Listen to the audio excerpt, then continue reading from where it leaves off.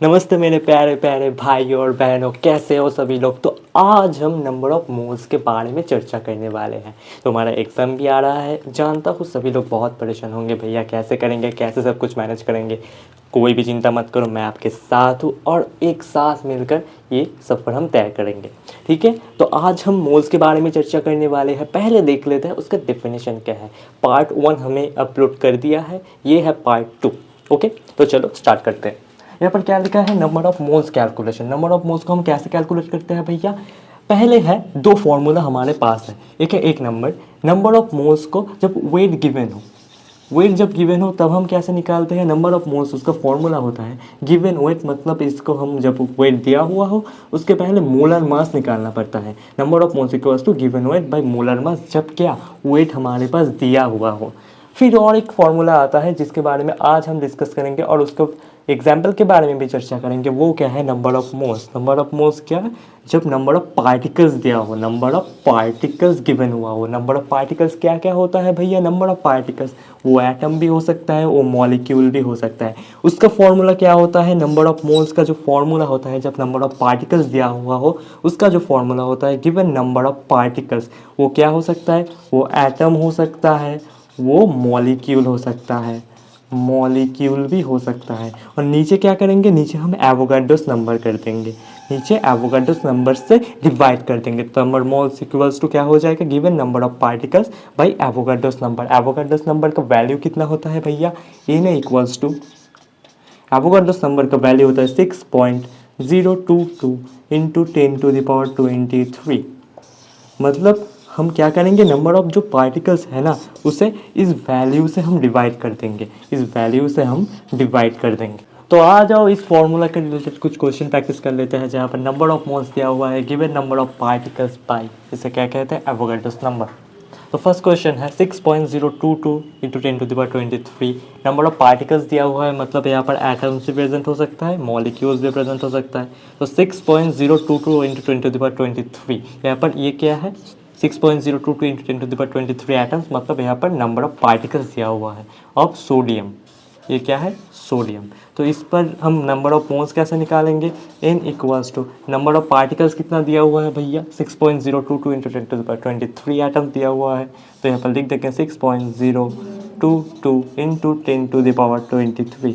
और n कितना होता है, मतलब एवोगाड्रोस नंबर कितना होता है भैया, एवोगाड्रोस नंबर भी होता है 6.022 इंटू 10⁻23। तो ये कट पिट जाएगा, 10⁻23 से इससे ये कट जाएगा और इससे ये कट जाएगा। तो हमारे पास कितना बचेगा भैया, तो हमारे पास n हो जाएगा, नंबर ऑफ मोल्स हो जाएगा 1 मोल्स, ये हो जाएगा हमारे पास नंबर ऑफ मोल्स। तो यहाँ पर कितना दिया हुआ है, 6.022 इंटू 10⁻20 दिया हुआ है मॉलिक्यूल्स ऑफ H2SO4। इसका नंबर ऑफ मोल्स कैसे निकालेंगे, तो यहाँ पर जितना दिया हुआ है, नंबर ऑफ पार्टिकल्स कितना दिया हुआ है, 6.022 इंटू 10⁻20, 6.022 इंटू 10⁻20।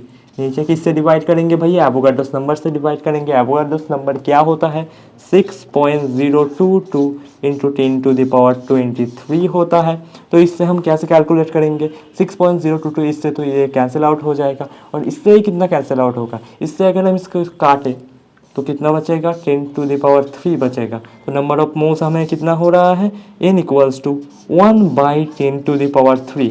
और अगर इस 10⁻3 को हम ऊपर ले गए तो ये कितना होगा, देखो n इक्वल्स टू 10⁻³ मोल्स हो जाएगा।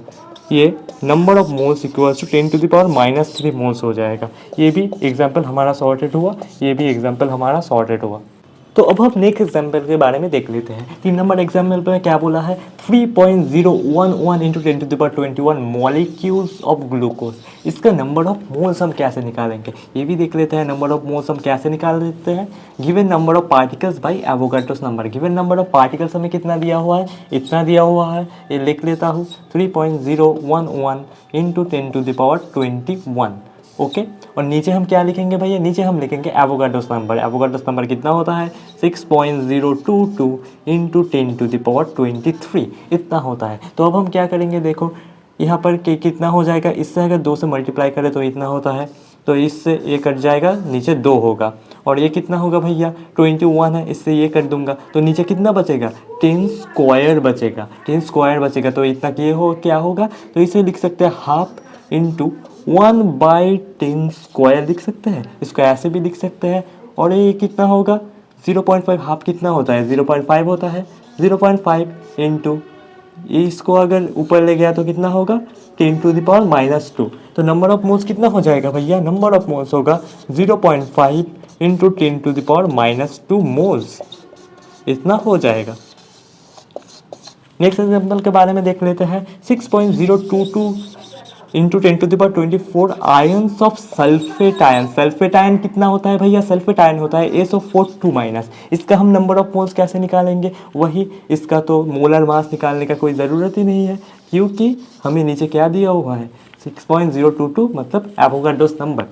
ओके, तो नंबर ऑफ मोल्स कितना होगा, नंबर ऑफ मोल्स होता है given number of particles. Given number of particles हमें कितना दिया हुआ है यहाँ पर 6.022 इंटू 10⁻24। ये लिख लेता हूँ 22 इंटू 10⁻24।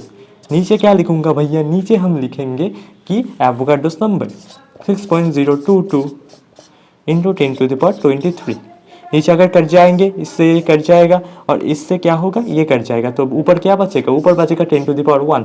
तो नंबर ऑफ मोल्स कितना होगा 10⁻1 मतलब 10 हो जाएगा, तो नंबर ऑफ मोल्स होगा 10 मोल्स।